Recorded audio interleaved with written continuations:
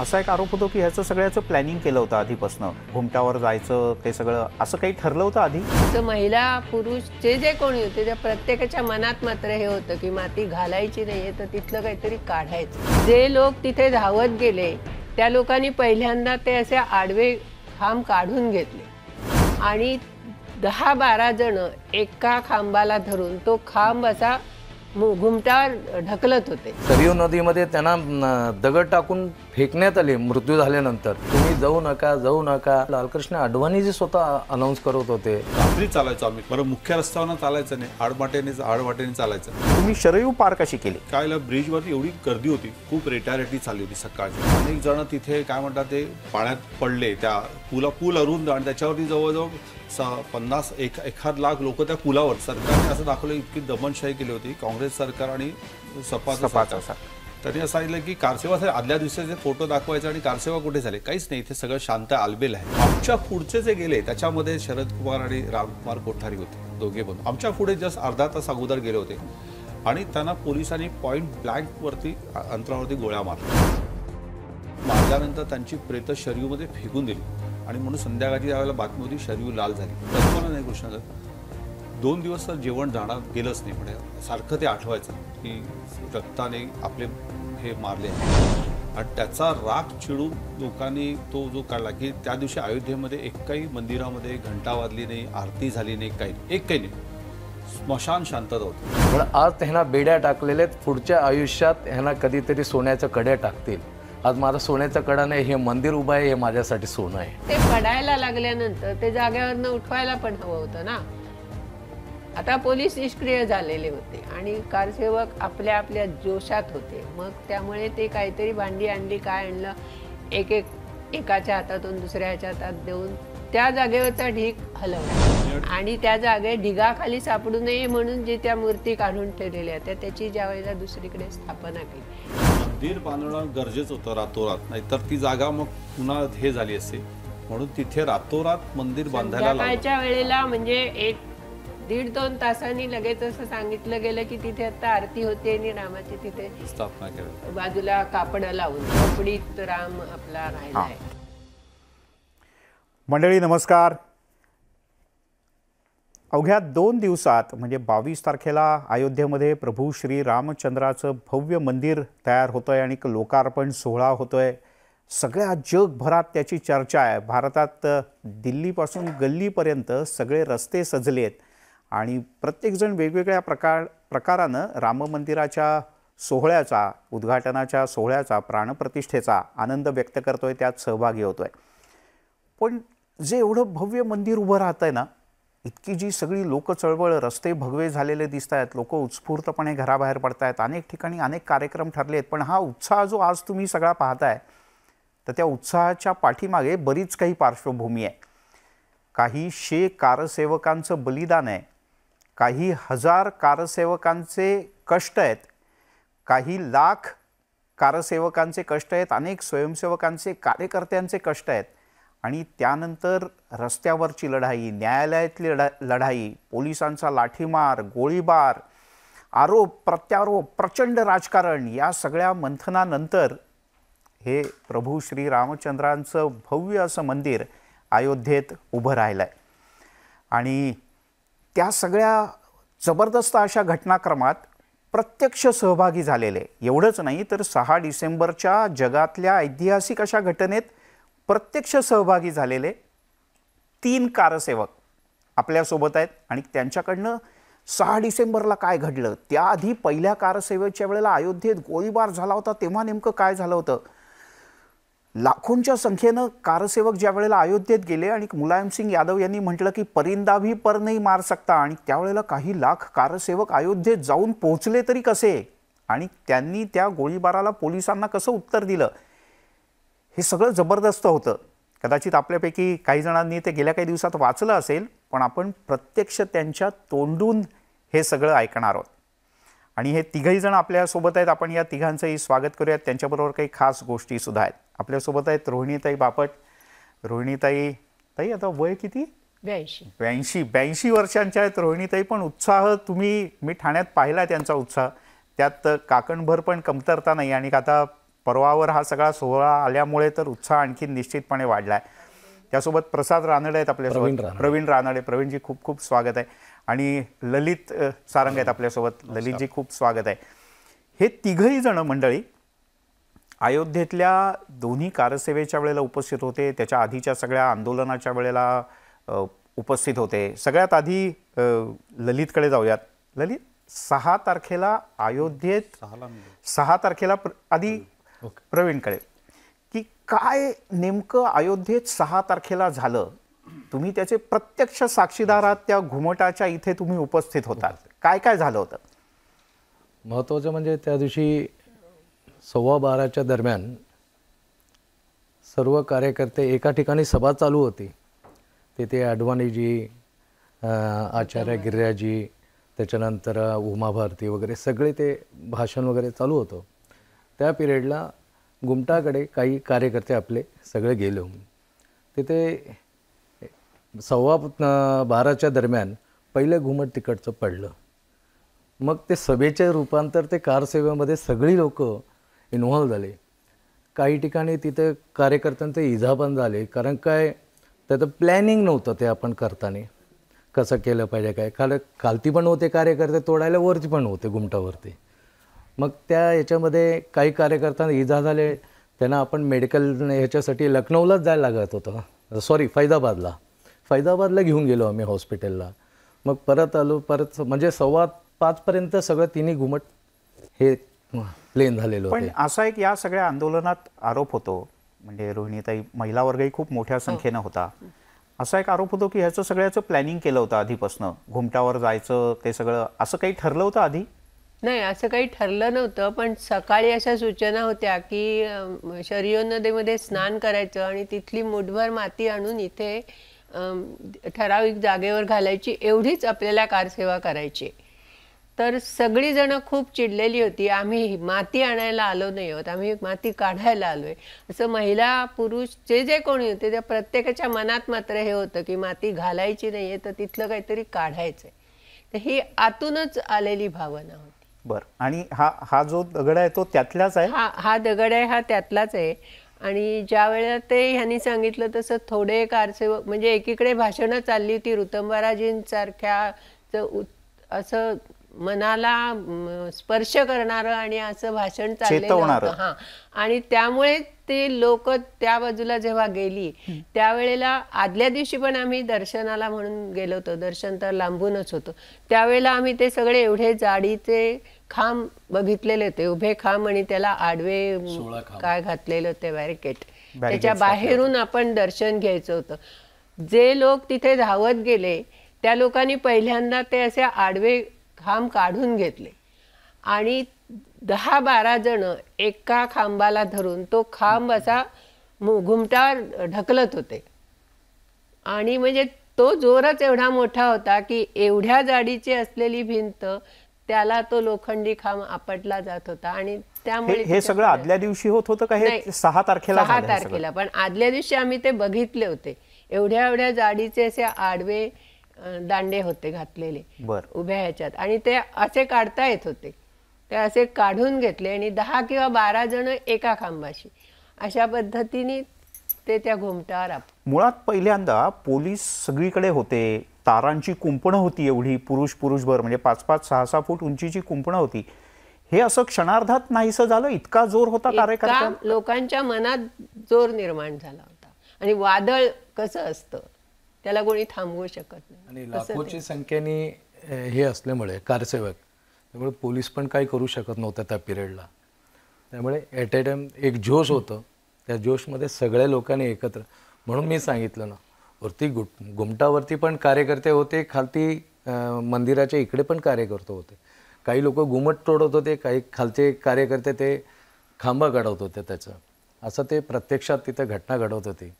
अचानक पहिलं जेव्हा 12:15ला पहिलं एक घुमट पडली, 3 घुमटामध्ये पहिलं घुमट 12:15ला झाली आणि तिसरं घुमट 5:15च्या दरम्यान ते हे झालं.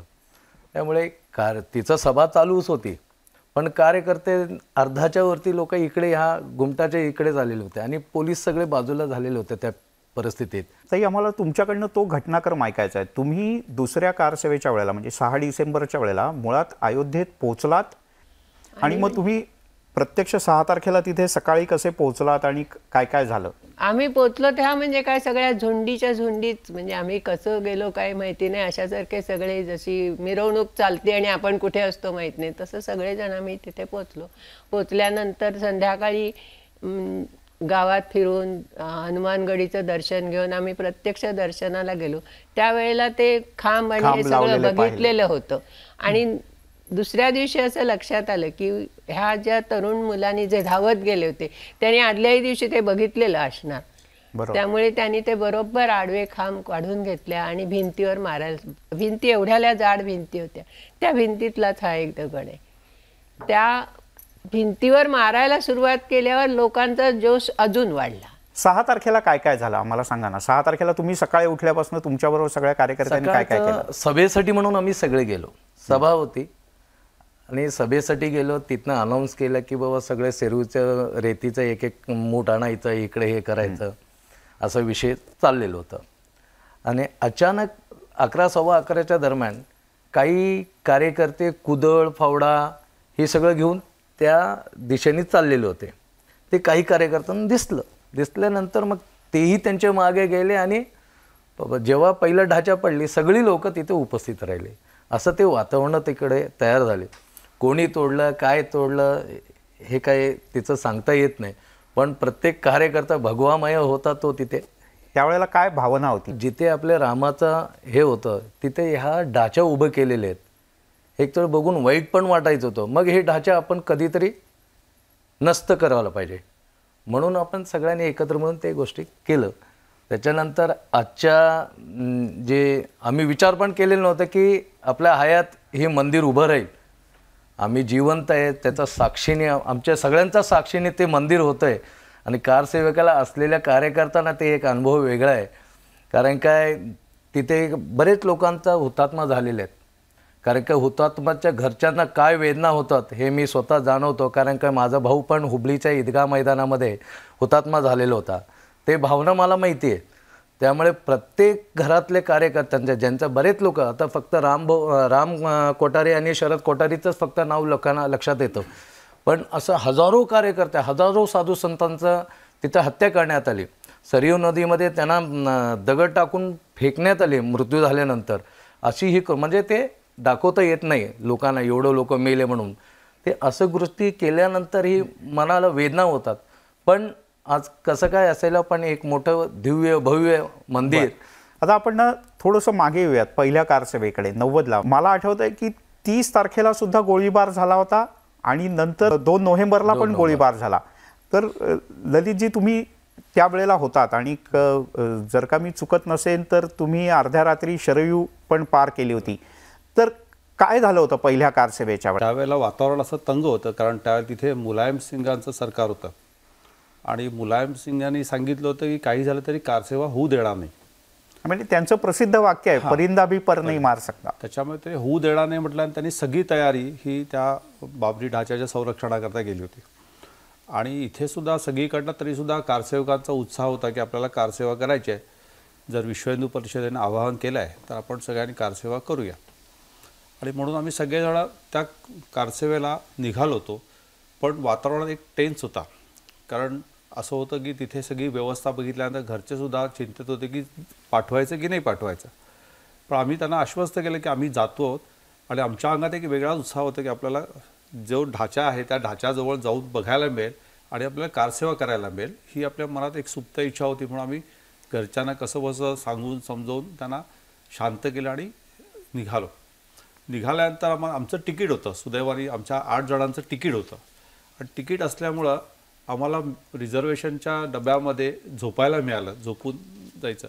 पण त्यावेळेला तिथे जे सगळे बाकी सगळे कारसेवक होते ते सगळे अनरिझर्व कंपार्टमेंटमध्ये वगैरे होते आणि त्यांना शोधून ह्यांना सगळ्यांना बाहेर काढलं. पण रिझर्व कंपार्टमेंट ते आले नाही, या कंपार्टमेंटमध्ये आले नाही. रामभाऊ कापसे आमच्याबरोबर त्यावेळेला होते. तर रामभाऊ कापसेनं त्यांनी ओळखलं आणि त्यांना झाशीला उतरवलं. पण आम्ही कोणी उठलो नाही, झोपू झालं. त्यामुळे आम्ही थेट लखनौला पोचलो. पुष्पकने लखनौला पोचलो. लखनौला पोचल्यानंतर तिकडे आम्हाला सांगितलं की सगळ्या ट्रेन्स बंद झाल्या आहेत, काही तुम्हाला हे नाही आहे. पण एक मालगाडी जाणार होती, बर. ती चित्रकूटच्या दिशेने जाणार होती. अच्छा, तर ह्याच्यात तुम्ही बसा. म्हणजे पूर्ण अयोध्येपर्यंत पण नाही, गोंडापर्यंत गोंडापर्यंत.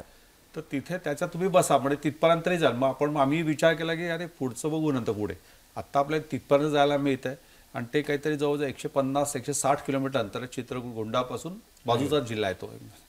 तर त्याच्यामुळे आम्ही तिथपर्यंत गेलो. तिथे 2दा चेकिंग झालं, पण तिथे मालडब्यामध्ये फार चेकिंग कोणी असणार नाही, त्यांची समजूत, त्यामुळे त्यांनी फार काही अगदी डिटेलमध्ये चेकिंग केलं नाही.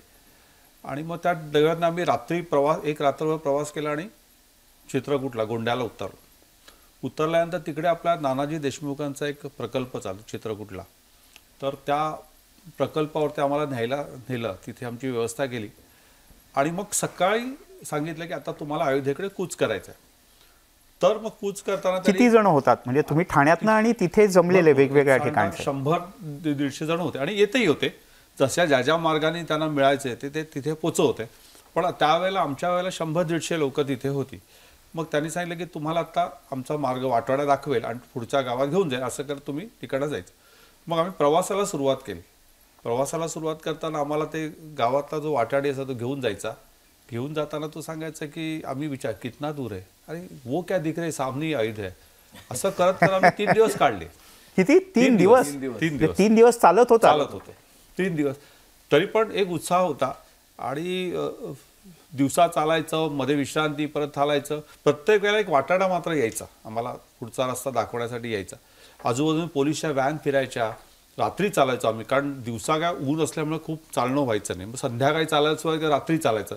मग शेतात ना, बरं मुख्य रस्त्यावरनं चालायचं नाही, आडवाटेने चालायचं. मग आडवाटेला गवतांमधून चालायचं, असं सगळं. पोलिसांचे व्हॅन्स वगैरे मध्येच यायच्या.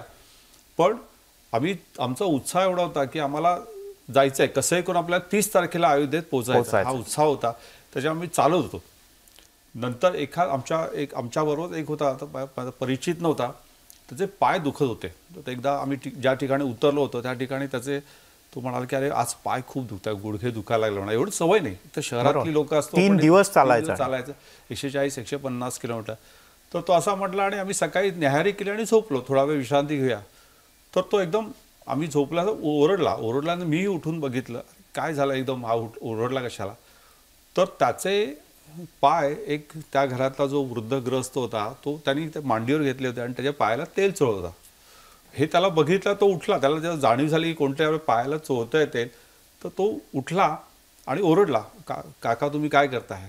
तो अरे बेटा आप दूर से इतने राम सेवा करने के लिए आए हो, पता नहीं आपको सेवा करने को मिलेगी नहीं, कम से कम मुझे तो ये मौका मिल रहा है तो मैं ये करूँ, असं म्हणून त्यांनी केलं. त्यांनी सांगितलं तुम्ही पायाला हात नका लावू. त्यांनी मग आम्ही काय केलं की त्याला म्हटलं की तू ठीक आहे. काकांना म्हटलं तुम्ही हे करू नका. पण ते जे बघितलं ना की तिथल्या लोकांची जी कारसेवकांबद्दलची भावना आणि प्रभू रामचंद्राबद्दलची आस्था की आम्हालाही भरून आलं. आणि मग त्यांच्याकरता आणि ह्या सगळ्या मंडळींकरता उत्साह देण्याकरता आम्ही एवढ्या लांबून आलो, ह्याचा आम्हाला अभिमान वाटला की अरे ह्यांना सुद्धा वाटतं की हे झालं पाहिजे. आणि म्हणून प्रत्येक वेळेला ते गावातनं जेवायचं, आम्ही त्याचं नाव विचारायचो. दिवसातनं किमान तो 10 वेळा तरी वाटाड्या फेऱ्या मारायचा. आपण विचार करू शकतो, एक गावातलं अंतर म्हणजे जवळ 2 ते 3 किलोमीटर असेल, ते 8 रस्त्याचं वाटा. अशा ठिकाणी तो 2-3 वेळा दिवसातून 5-6 वेळा फेऱ्या मारणं हे सोपं नाही इतकं. पण ते केवळ रामाच्या भक्तीखातर हे होत होतं. असे काय काय आणखीन अनुभव आले? आम्हाला 1-2 आणखीन अनुभव ऐकायला आवडतील. आणखी एक अनुभव असा आहे की एकदा रात्री पोलीस असे आले आणि पोलिसांची व्हॅन आली. पोलीस उतरले नाही व्हॅनला, पण ती व्हॅन नेमकी थांबली समोरच. आणि आम्ही गवतातनं चालू होतो सगळे रात्रीच्या वेळेस. थंडी होती त्यावेळेला, ऑक्टोबरचा दिवस होता आणि तिथे थंडी असते खूप. आणि आमच्याकडे तसं फार हे नव्हतं. तर आम्हाला तिथे त्या गवतामध्ये, आणि गवतात दव पडलेलं आणखी गार असतं, तर तिथे जवळजवळ 2 तास थांबायला लागलं पोलीस व्हॅन जाईपर्यंत. तोपर्यंत आमची अवस्था गोठून गेलो होतो आम्ही. पण जायचं आहे एवढंच पाहतं की थोडं थांबू आपण, हरकत नाही. पण मग त्यांनी काय शेकोटी पण पेटवू नका, कारण ती दिसली तर पोलीस येतील, म्हणून शेकोटीसुद्धा पेटवतं. आणि त्यावेळेला असं होतं, जसं आता 92चं यांनी वर्णन केलं, त्यावेळेला जेवढं सोपं होतं तुलनेने, कठीण आहेच शेवटी इथून जाणं, पण त्यापेक्षा कठीण 90ला होतं, कारण तिथे जर पकडल्यानंतर तुम्हाला संधीच नाही परत जायची. त्यामुळे आम्ही ठरवलं कुठल्याही परिस्थितीत आम्ही कारसेवा करणार आणि अयोध्येला जायचंच आपण. आणि असं करता करता आम्ही 30 तारखेला आम्ही कारसेवेला पोहोचलो तिकडे, म्हणजे अयोध्येच्या शरयू तीरावर पोहोचलो. क्या बात आहे. मग शरयू तीरावर पोहोचल्यावर काय झालं? कारण शरयूचं पात्र आता जे आहे ते खूप वेगळं आहे. आता तो सगळा बांधलेला आहे. पूर्वी तसं नसेल ज्या वेळेला तुम्ही गेलात. मग तुम्ही शरयू पार कशी केली? शरयू पार आम्ही ब्रिजवरनंच केली. आम्हाला काय ब्रिजवरनं नाही केली आम्ही. काय ब्रिजवरती एवढी गर्दी होती, खूप रेटारेटी चालली होती सकाळची.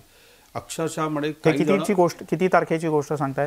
30 तारखेला रेटारेटी चालली होती. अनेक जण तिथे काय म्हणतात ते पाण्यात पडले. त्या पूल अरुंद आणि त्याच्यावरती जवळजवळ 50-1 लाख लोक त्या पुलावरती. त्या पुलाचं वजन त्याला ते सहन होईना गर्दीचं इतकं सगळं वातावरण. बरं तिकडनं पोलिसांनी बॅरिकेड्स टाकले होते, त्यामुळे तिथूनही तुम्हाला पुढे जाता येत नव्हतं.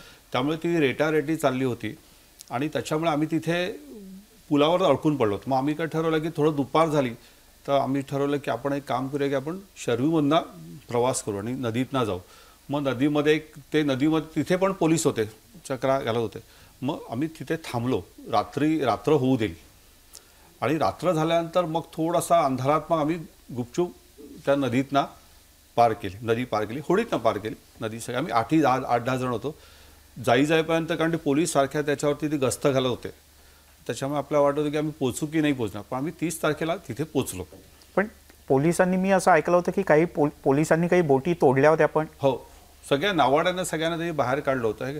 पोहून जाण्याची काही आवश्यकता नव्हती. एवढं अंतर तेवढं हे नव्हतं. येत होते कारण ते नावाडी सुद्धा रामसेवकच होते. तर ते म्हणाले की अरे आता पोलीस तो अपना काम करे की हम अपना काम करते. पैसे सुद्धा घेत नव्हते. आम्ही सेवा करतो रामाची. पण ते रात्री म्हणजे हे खूप उशिरा रात्री पोलीस जेव्हा थोडं कमी होतं, आता काही कोणी किती 2-2:30ला वगैरे तुम्ही शरयू ओलांडली? अगदी रात्रीच्या वेळेस ओलांडली. मग तिथे गेलो. तिथे अयोध्येमध्ये राहण्याची व्यवस्था वगैरे केली गेली. ते कसं आहे, तुम्ही तो जो प्रसंग आहे तोही ऐकायचा की तुम्ही कुठेतरी एका मंदिरात लपला होतात. हो. ते काय झालं होतं? तिथे आम्हाला सांगितलं की तुम्ही कारसेवेसाठी आलात तर तुम्हाला इथे नेतो म्हणून एका मंदिरात आम्हाला तिथल्या ह्यांनी नेलं. तिथले व्यवस्थापक होते, त्यांनी आम्हाला नेलं. तिथे म्हणाले आता तुम्ही इथे विश्रांती घ्या, सकाळी आपल्याला परत पुढे काय करायचं ते सांगितलं जाईल. पण तो प्रसंग होता तो, म्हणजे तुमचे जे सहकारी होते त्यांच्याकडनं मी ऐकलं होतं की पोलीस फेऱ्या मारत होते आणि तुम्ही त्या पुजाऱ्याने तुम्हाला कुठे लपायला जागा दिली, ते सांगा ना. हो, पुजाऱ्यांनी जी जागा दिली होती ती गाभारा जो असतो त्या गाभाराच्या मागच्या बाजूला, म्हणजे तिथे सहज पोलीस येणार नाही अशी जागा होती. तिथे आम्ही सगळेजण त्यांनी झोपायची व्यवस्था त्यांनी आम्हाला केली. मी एक सांगू, त्यांच्याकडूनच ऐकलेलं की आणि मी आपल्या प्रेक्षकांच्या करता सांगतो की रोहिणीताई अशा आहेत की त्यांचा मुलगाही कारसेवेत होता आणि त्याही कारसेवेत होत्या. असे कमी लोक असतील की कदाचित कुटुंबातले 2-4-5-6 जण एकत्र गेलेत आणि त्यात रोहिणीताई आणि त्यांचा मुलगा दोघेही कारसेवेला गेले होते. आणि मला असं वाटतं डॉक्टर भरतराज बापट दोन्ही कारसेवेत होते? नाही, दुसऱ्या कारसेवेत नव्हते, फक्त पहिल्या कारसेवेत होते. तर काय ऐकलं होतं तुम्ही? म्हणजे ह्यांना असं सांगितलं होतं की जिथे जागा मिळेल तिथे ते जी छोटी छोटी मंदिरं, काय आपण म्हणतो मठ, तिथे जिथे मिळेल तिथे जायचं आहे.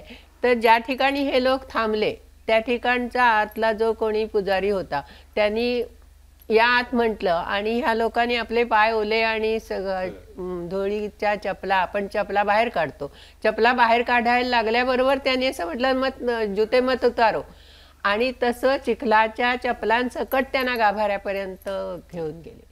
आणि नंतर सुद्धा त्यांना असं सांगितलं की तुम्ही बाहेर येऊ नका, तुम्ही इथेच थांबा. म्हणजे देवाचं पावित्र्य आणि हे सगळं त्यावेळेला बाजूला ठेवून कारसेवकांची सेवा किंवा सुरक्षा हा एवढं एकच त्या माणसाचं. 30 तारखेच्या गोळीबाराचे आणि त्या सगळ्या घटनाक्रमाचेही तुम्ही साक्षीदार आहात? 30 तारीखला त्या तिथे होतो, पण ते आम्हाला तिथून बातम्या कळत होत्या. आम्ही शरूच्या ह्या बाजूला होतो, ह्या किनाऱ्यावर होतो आणि तिथून बातम्या येत होत्या. म्हणजे त्यावेळेला आपले जिल्हा कार्यवाह होते संघाचे श्रीकांत देशपांडे आणि प्रदीप पराडकर सहकारी होते. त्या शरूच्या ह्या किनाऱ्यावर आम्ही इथे होतो. तिकडनं कारसेवकांना अटक करून घेतलेल्या गाड्या ज्या होत्या त्या गाड्या घेऊन ते ज्या शरयूच्या पुलावरनं जायचे तेव्हा कारसेवक दगड मारायचे. त्याच्यामध्ये ह्या दोघांनी सुद्धा दगडफेक केली. प्रदीप पराडकर आणि श्रीकांत देशपांडे या दोघांनी दगडफेक. आता कारसेवकांना सोडा कारसेवकांना सोडा म्हणजे रागानेच एकदम हे होतं. तर त्याच्यामुळे अख्खा दिवसभर आम्ही त्या किनाऱ्यावरतीच होतो, इकडे तिकडे फिरत होतो आणि लोकांचे जथ्थे येत होते म्हणजे जायला. पण जायला मिळत नव्हतं. तिथे पुलावरती त्यांना अडकवून ठेवलं होतं सगळ्यांना आणि त्याच्यामुळे पुलावर अडकवून ठेवल्यामुळे काय झालं की ते सगळे इतरस्थ विखुरलेले होते सगळेजण आणि ते विखुरलेले असल्यामुळे मग एकमेकांशी गप्पा वगैरे होत होत्या, कुठून आलाय काय आलाय. अनेक पोलीस जे ते तिथे ठेवले होते ते सुद्धा आम्हाला म्हणायचे की अरे हम भी नहीं करना चाहते, ऑर्डर आहे, क्या करे. पण वैशिष्ट्य असं की अयोध्येमध्ये 1 लाख जर तिथले नागरिक असतील तर 2 लाख बाहेरचे कारसेवक होते. एवढं असून सुद्धा अयोध्येमध्ये एवढे ओव्हर पॉप्युलेटेड असून सुद्धा अयोध्येमध्ये एकही अप्रिय घटना कारसेवकांमुळे झालेली नाही. जी काय केली सरकार आणि कारसेवकांमध्ये झाली, पण तिथल्या स्थानिक नागरिकांशी त्याने लाठी मारण्याचे झालं ते. बर, कशा कशा बातम्या कानावर येत होत्या? म्हणजे लाठीचार्ज झाला, अशोक सिंघलांनाही खूप लागलं होतं, डोकं फुटलं त्यांचं. तर कशा बातम्या, म्हणजे गोळीबाराच्याही बातम्या तुम्ही ऐकल्या असतील का? 3 तारखेचे साक्षीदार राहिलात तुम्ही, 2 तारखेचे? हां, गोळीबाराचं काय झालं त्या दिवशी, गोळीबार त्यांनी फार केला नाही, पण जखमी मात्र भरपूर झाले त्यावेळेला, कारण ते जाऊ देत नव्हते मारायचे वगैरे. गोळीबार केला त्यांनी.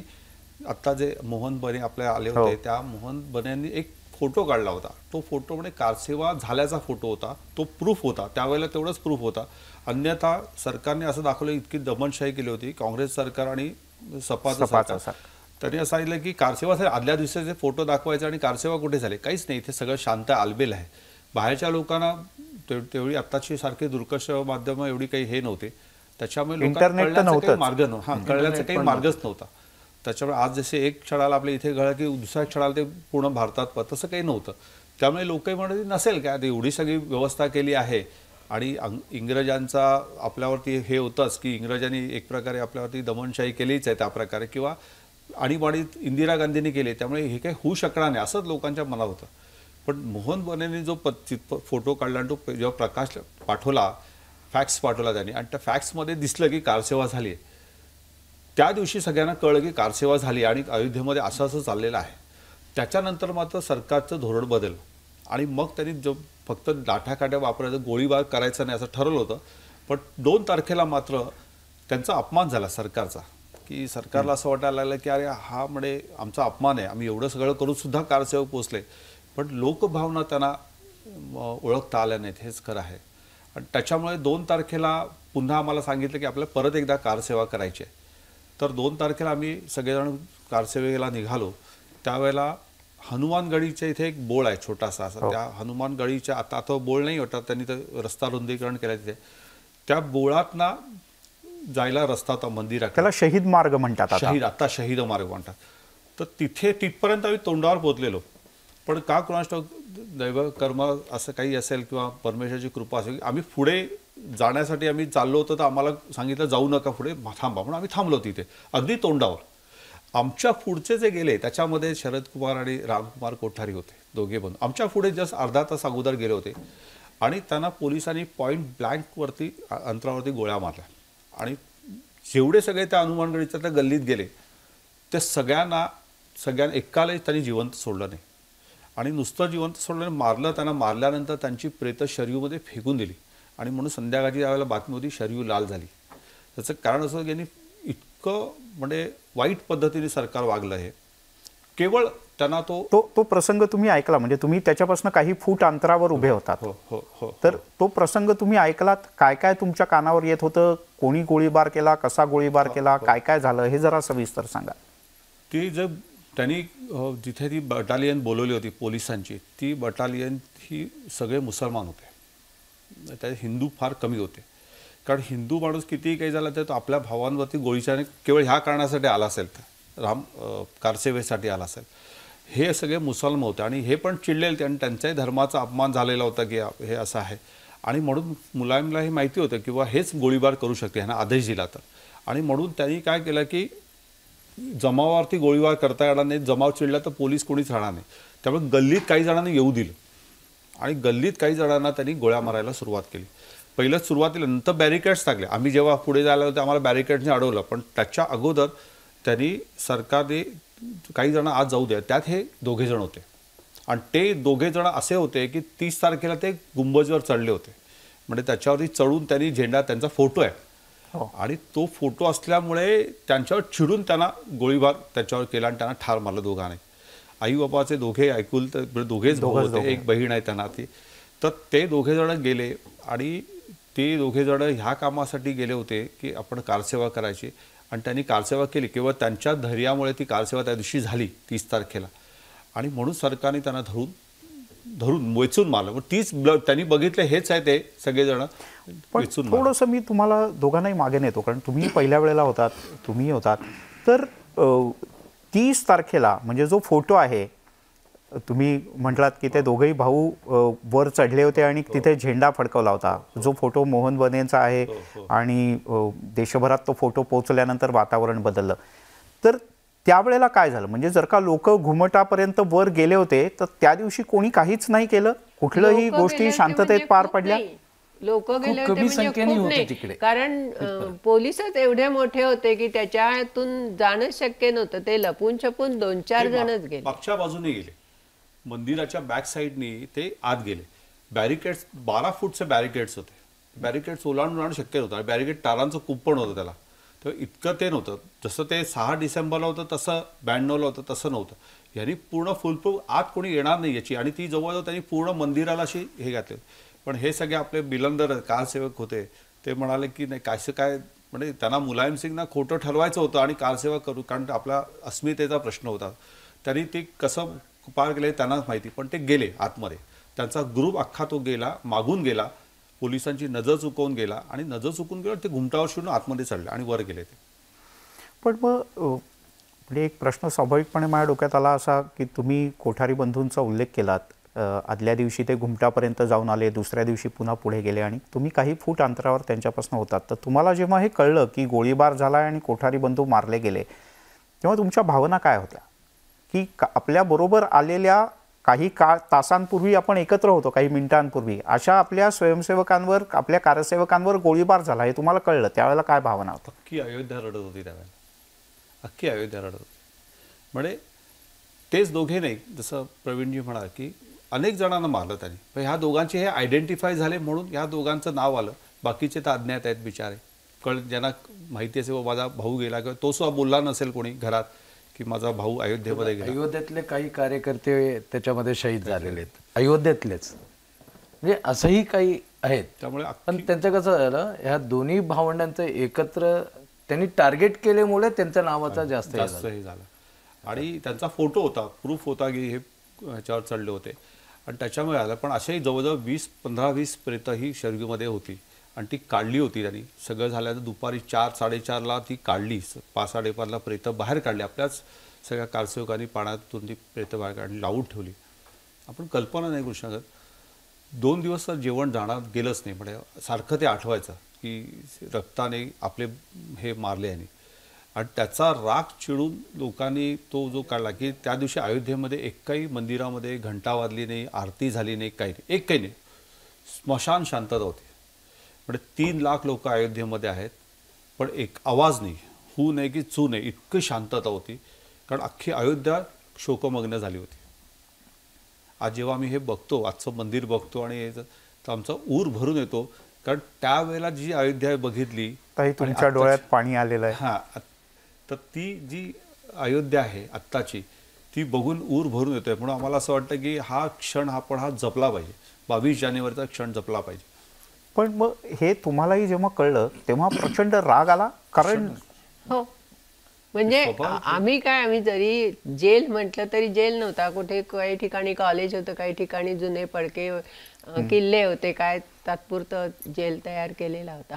पण गावातले लोक सेवा का मोका दो करत पोळी भाजी आणि हे पुरी भाजी घेऊन येत होते, काहीतरी खाणं घेऊन येत होते, त्यांच्यावर अत्याचार होत होते. हे बघून आतली लोक पण आपण काही करू शकत नव्हतो, बाहेर पोलीस होते. पण एकच ही भावना की अरे तेवढ्या लोकांनी एवढं तरी केलं, आपण काही करू शकत नाही. बरोबर. काय वाटलं? प्रचंड राग आला? कारण म्हणजे मला आठवतं मी तुम्हाला ठाण्यात घोषणा देताना आणि ह्या सगळ्या आंदोलनात पाहिलेलं आहे. नाही, साहजिकच राग येण्यासारखं आहे. कुणाचं तिथे हुतात्मा झालं हे महत्त्वाचं नव्हतं, आपल्या कारसेवक हुतात्मा झालाय एवढंच फक्त विचार सगळ्यांच्या डोक्यात होतं. मग ते राग येणारच साहजिकच. ते रागातून आपल्याला काहीच करता येत नव्हतं, हे वाईट वाटत होतं आम्हाला त्या परिस्थितीत. कारण की आपल्याला एकतरी अटक करून ठेवलेले होते झाशीमध्ये, तर काही पर्यायी नव्हतं आम्हाला तिथनं पळण्यासाठी. पण पोलीस पण काही हे करायचे, बाबा काही आम्हालाही वरनं ऑर्डर्स आहेत, त्यामुळे तुम्हाला अटक करून ठेवणंच हे आहे. आणि वर आणखी म्हणायचे तुमच्या सुरक्षेसाठी ठेवलाय तुम्हाला, हां वरती ते वरती आणखं सांगायचे की तुमच्या सुरक्षेसाठी तुम्हाला इथे ठेवलंय. नाही, पण मग ललितजी, हे जेव्हा तुम्हाला कळलं, म्हणजे परत मी तोच प्रश्न विचारतो, कारण मी त्याची कल्पना करण्याचा थोडासा विचार करून की बाबा काय झालं असेल समोर. म्हणजे आज विचार केला तरी की मगाशी तुमच्याही डोळ्यात पाणी होतं, मला एक क्षणभर डोळे माझे भरून आले. काय म्हणजे त्या संतापाला कसं तुम्ही कंट्रोल केलं, किंवा तो संताप कसा तुमच्यातनं बाहेर पडला? नाही, आत्ता फक्त अश्रू आले. त्या दिवशी मी रडलो. म्हणजे त्या दिवशी आम्ही सगळेच रडलो. म्हणजे आम्हाला असं वाटलं की काय यांची चूक आहे. म्हणजे केवळ आम्हाला देशाची आणि धर्माची सेवा करायची संधी मिळाली, त्यांनी सेवा करायचा प्रयत्न केला, त्याचं उत्तर मृत्यू. फार पचवणं जड जात होतं. आणि त्या दिवशी आम्ही एका अर्थाने अशी आत्ता भावना होती की आम्ही त्यातनं बचावलो, पण यार आपण पण जायला पाहिजे होतं, आपण पण शहीद झालं तर चाललं असतं. हे त्यावेळेला वाटणारे विचार होते. अक्षरशः आम्ही संध्याकाळी अगदी शून्य अवस्थेमध्ये, विमनस्क अवस्थेमध्ये बसलो होतो, बोलत नव्हतो, काही नाही. डोळ्यातनं पाणी येत होतं, कारण ते बघितलेलं चित्र डोळ्यासमोर हलतच नव्हतं. त्याचे असंही आठवतं ते सगळं? आता थोडं कमी झालं आहे, पण 30 वर्ष झाली त्या गोष्टीला आता, पण आठवतं. म्हणजे ते काही अशा गोष्टी आपण विसरत नाही, पण आता 30 वर्षात थोडंसं त्यातलं दाहकता कमी झाली. नाही तर ती त्यावेळेला अनेक 2-3 आल्यानंतर सुद्धा आम्हाला ते सारखं सतो होतं. आणि इथे सगळ्यांनी आमचे कार्यक्रम केले, त्यावेळेला ते बोलायचं, त्या बोलायला अक्षरशः मला भरून यायचं. बोलायला उभं राहिलं की ते सांगताना इतकं वाईट वाटायचं. पण फॅक्ट आहे की त्यावेळेला आम्ही सगळेजणं म्हणजे एकदम विमनस्क अवस्थेमध्ये बसून होतो, काही करता येत नव्हतं, शांतपणे बसून. राग येत होता, पण करणार काय. एक लक्षात घ्या, आपण हिंदू समाज हा कधीही स्वतःहून आक्रमण करत नाही, कधीच नाही करणार. आणि आपण कायदा, संस्कृती आपली हे सगळ्या मांडणारी माणसं आहोत. त्यामुळे सांगितलं मी 3 लाख लोक जर अयोध्येत असतील तर त्याच्यातून काही नाही. मला सांगा, अशी जर कुठे दुसरीकडे कुठे घटना घडली असती, दुसऱ्या धर्माच्या बाबतीत घडली असती, तर काय झालं असतं? बेचिराग झालं असतं, बेचिराग झालं. म्हटलं असतं तर तो राग निघाला असता, सगळ्या हिंदू समाजाने काढला असता, तर अख्खी अयोध्या बेचिराग झाली असती. अयोध्यातला एकही मुस्लिम वारला नसता. अयोध्या आज मुस्लिम वस्ती आहे, मोठी आहे, त्यांच्यावर कोणी हल्ला नाही केला आहे. हे सरकारने कधी ते लक्षात घ्यायला पाहिजे ना, की नाहीतर एक मुसलमान वाचला नसता. जर अयोध्येतले चिडले असते तर दुसऱ्या 2 आम्ही 4 तारखेला निघालो, 3 तारीखला सगळ्या मुसलमानांना म्हणजे दुसरा हिंसाकांड घडला असता. पण हिंदू असल्यामुळे ते झालं नाही. हा त्यातला सर्वात मोठा मुद्दा आहे. आणि आपण त्याचा कधीतरी समाजाने, सरकारने विचार केला पाहिजे की आज कारसेवेवरती मंदिर बांधल्यानंतर आमचं श्रेय आहे, BJP घेते, हे घेते, ते घेते, असं नाही. पण ज्या वेळेला त्या कारसेवकांनी हे सगळ्या गोष्टी केल्या, त्यावेळेला हे सगळे बिळात बसले होते. एकही बाहेर यायला तयार नाही, एकही समर्थन करायला तयार नाही त्या गोष्टीचं. उलट मुसलमानांची मशीद शहीद झाली म्हणून गळे काढत होते सगळे, बरोबर की नाही. तर ते आत्ता जे ढोंग करत आहे, आता आमचा राम आमचा आहे, हे आहे, तर ते त्यात काही अर्थ नाही. म्हणजे त्यांचं ढोंग हे आपल्याला लक्षात येतं की हे ढोंगी आहेत सगळे. आणि त्यांनी कितीही रामाच्या बाबतीत जाऊन जरी पायावर डोकं ठेवलं आणि त्यांनी केलं, तर त्यांची ती चूक ही कधीही भरून निघणार नाही असं मला वाटतं. म्हणजे जे विश्व हिंदू परिषदेने त्यावेळेला केलं, किंवा तिथल्या संत महंतांनी जे काही केलं, ते जे आहे ते कधीही आपण विसरू शकत नाही. त्यांनी एवढा त्याग केला आहे म्हणून आज हे मंदिर उभं राहते. आणि आम्ही मंदिर TVवरच बघतोय. आता आम्ही जाऊ तेव्हा प्रत्यक्ष बघू, पण आम्ही बघताना आम्हाला खरंच ते सगळं अजूनही आठवतं की अरे ह्याच्यासाठी इतकी वर्ष संघर्ष केला. आणि त्यातली शेवटचा संघर्ष जो आहे, 77वा संघर्ष, हा 40 वर्ष चालला आहे लगभग. तर 86 मध्ये, आता 2026 40 वर्षामध्ये शेवटी संघर्षामध्ये आपल्याला विजय मिळाला, ह्याचा आनंद खूप आहे. राम मंदिरासाठी पहिल्यापासून सगळं आंदोलन करत आलेलं आहे आपण. म्हणजे मी त्यावेळी 18-19 वर्षाचा असेल, त्यावेळेपासून आंदोलनासाठी म्हणजे घरदार हे विचार नव्हतंच आपल्यामध्ये. फक्त देश, धर्म आणि ह्याच कामासाठी आपण गुंतलेलो होतो. त्यावेळी विश्व हिंदू परिषदचा प्रखंड मंत्री म्हणून माझ्याकडे जबाबदारी होती. सरकार तर मी म्हणून सांगितलं की सरकार बदललं की कसं होत असतं. 92ला मी ठाण्याला आलो अयोध्येवरनं. तिथलं जसं हे वीट आहे तसं एक मोठं वीट मी घेऊन आलो होतो. काँग्रेसचं सरकार होतं महाराष्ट्रामध्ये. त्यांनी मला अटक केलं. फक्त काय, ते वीट आणले, ते वीट जप्त केलं.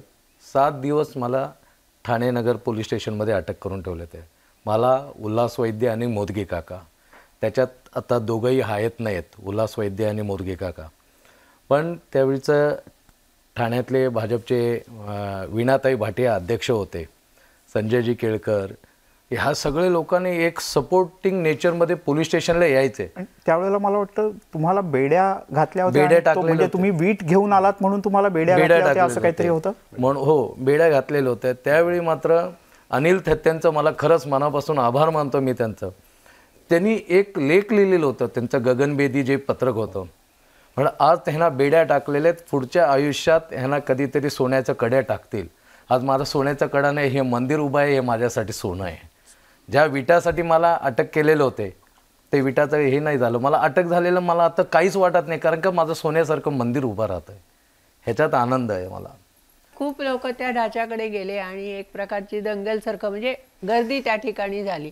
त्यावेळेला आम्हाला अशा सूचना मिळाल्या की महिलांनी आता दूर व्हा, महिलांनी इथे थांबू नका.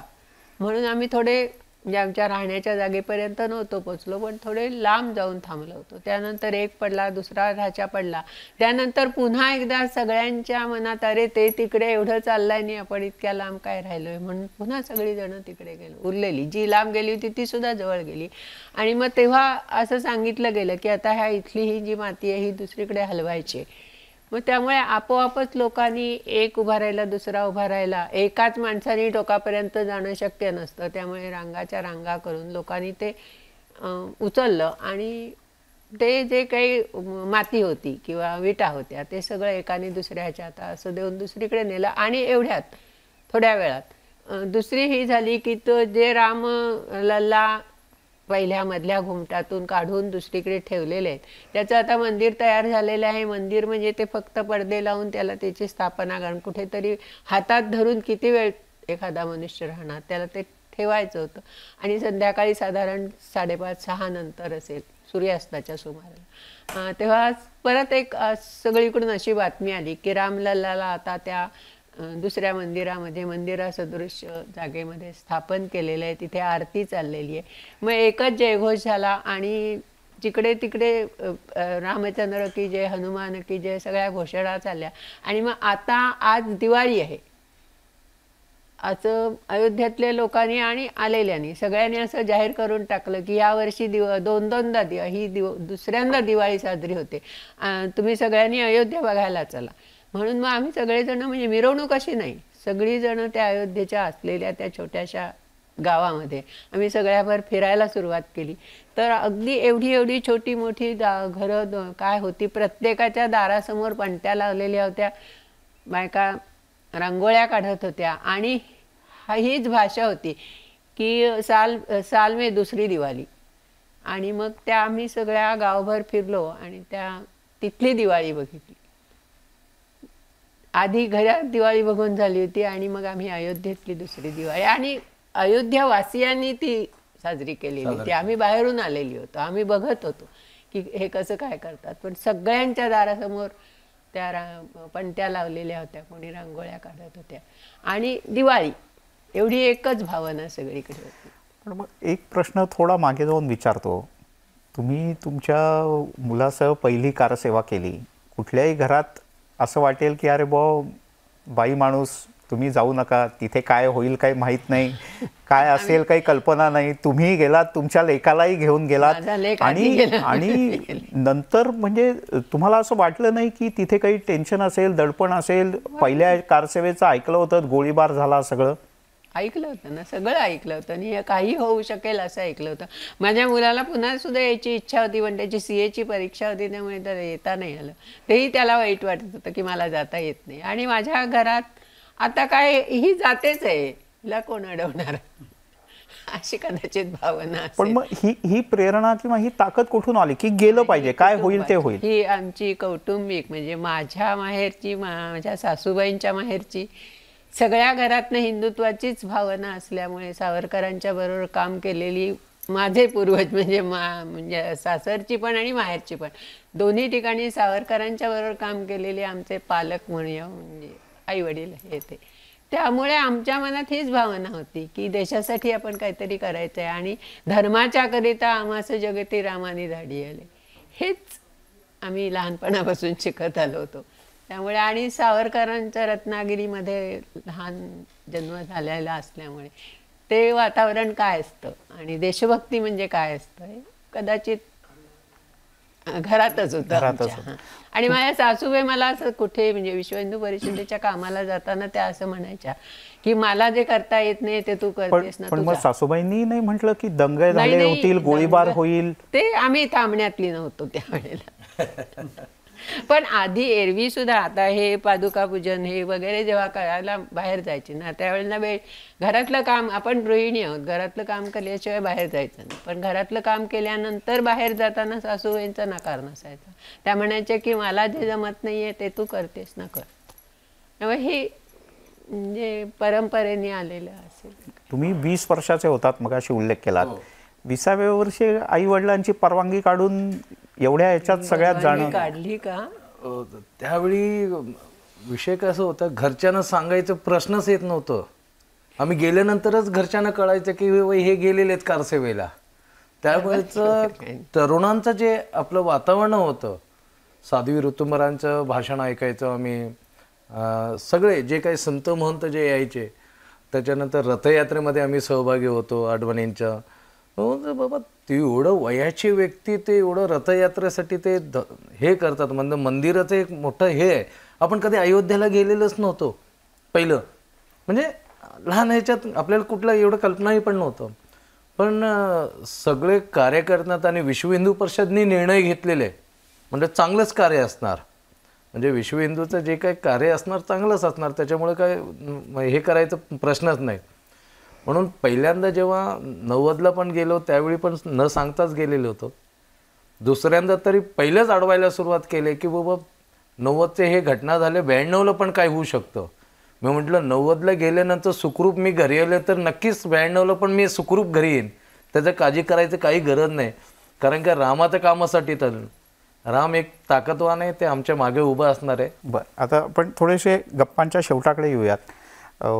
2 प्रश्न तुम्हाला तिघांनाही विचारतो. पहिला प्रश्न असा, पुन्हा एकदा पहिल्याही कारसेवेच्या वेळेला तुम्ही होतात, ज्या वेळेला तुमच्यापर्यंत बातमी आली की कारसेवकांवर गोळीबार झाला, आता कारसेवक सगळेच होते, महिला होते, पुरुष होते, तिथपर्यंत पुढपर्यंत पोचलेले सगळे होते. तुमच्यापर्यंतही जेव्हा बातमी आली तर त्यावेळेला काय झालं? कारण तुम्हालाही माहित होतं, काहीच तुमचा म्हणजे मुलगाही आहे त्या सगळ्या बधी- कारसेवेत, असेलही तिकडे नसेलही माहीत नाही, पण जेव्हा ही बातमी आली त्यावेळेला काय झालं? काही नाही, बधीर होणं याच्या पलीकडे काहीच नाही. अरे काय करायला सुरुवात केली आणि काय झालंय कुणाला माहीत असं. पण विश्वास असा होता की आपल्या जवळ काही वाईट होणार नाही, रामाचं काम आहे. त्यामुळे तो आतमध्ये जरी विश्वास असला तरी बधीर पण होणं काही होतं. कारसेवक गेलेत असं ज्या हां, वेळेला ते- कळलं, त्यामुळे बधीर होणं हे एवढंच, बाकी काय म्हणजे भावनाच नाही काही असं म्हणा. काय पहिल्यांदा जेव्हा कळलं गोळीबारात अनेक कारसेवक गेलेत त्यावेळेला काय वाटलं?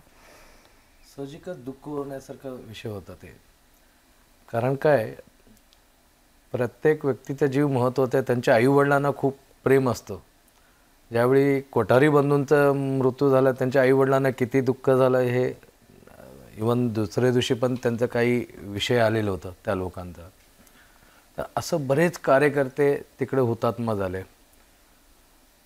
पण आपल्याला काही करता येण्यासारखंच नव्हतं, कारण की ऑलरेडी आपण झाशीमध्ये अटक होतो. आणि एक मात्र होतं त्याच्यामध्ये, म्हणजे येताना, म्हणजे मी मोकळेपणाने बोलतो, येताना काही व्यक्ती आम्हाला दिसले, त्यांना आम्ही ठोकलो. म्हणजे सगळ्यांना फटके दिले? हां, एवढंच सांगतो.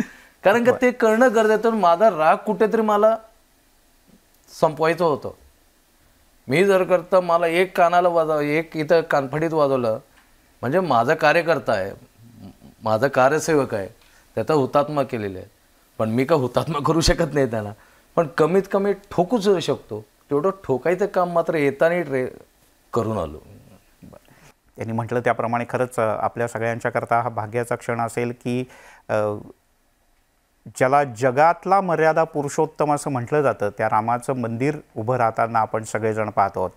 आपण सगळेजण आलात आणि खूप छान गप्पा मारल्यात. तुमचे अनुभव काही न सांगण्यासारखे अनुभव तुम्ही टाळलेत, पण सांगण्यासारखे अनुभव तुम्ही सगळ्यांनी सांगितलेत. त्याबद्दल तुमच्या सगळ्यांचे खूप मनापासून आभार. आणि जाता जाता जी घोषणा या सगळ्या आंदोलनाच्या दरम्यान सगळ्यात लोकप्रिय झाली होती ती होती सौगंध राम की खाते हम मंदिर वही बनाएंगे. आज असं आहे की सौगंध राम की खाई थी अब मंदिर वही बन रहा है, झालेला आहे.